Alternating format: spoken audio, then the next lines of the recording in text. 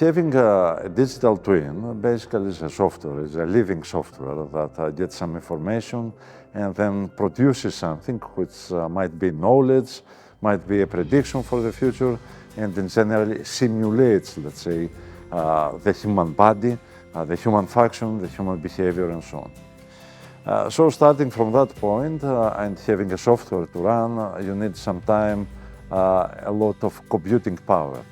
For two reasons. One of the reasons is the data processing, and usually you have a lot of data to process because mostly of the AI models, the artificial intelligence models, are based on data.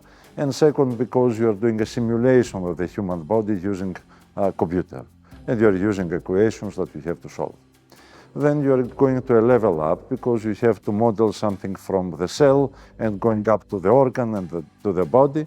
And this requires a lot of computer power.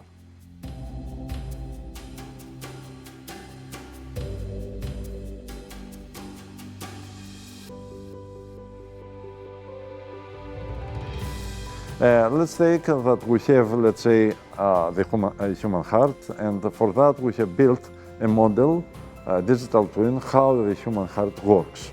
And actually we like to not see a normal human heart, but we like to see something which is pathological. So we impose on the model the pathology that we have, and then we run the model on the computer, and this provides us the results.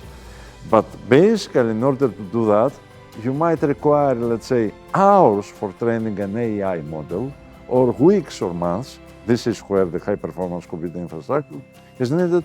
But also, if you are using deterministic models, mechanistic models, using equations, then you have again to solve the equations using some methods that are well known. And actually, this is performed on the high-performance computing infrastructure that you have to build.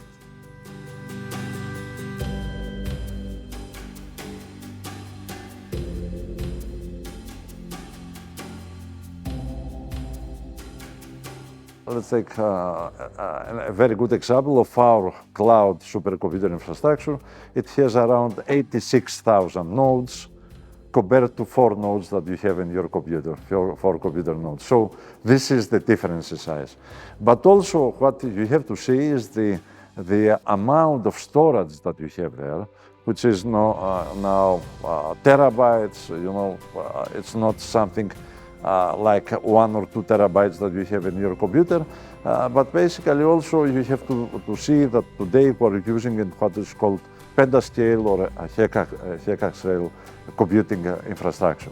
So this grows up in order to bring, the capacity to the scientists, to the researchers, to train AI models or to build on multi-scale mechanistic models and then run these models on this computer infrastructure. So the scale is very different. I mean, it's like having, 2,000 laptops on the system or something like that.